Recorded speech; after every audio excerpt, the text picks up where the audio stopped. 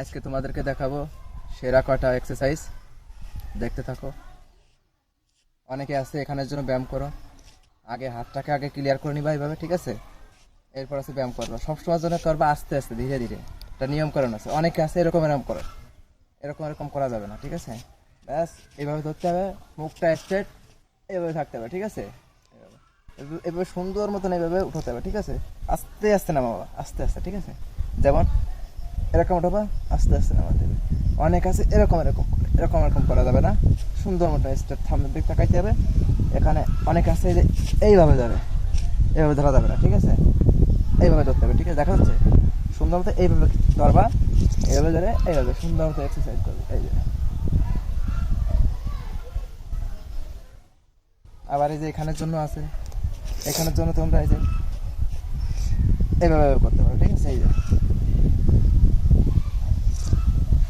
এটা আছে এখানের জন্য, তাহলে তোমার এখানে চাপ পড়বে, ঠিক আছে?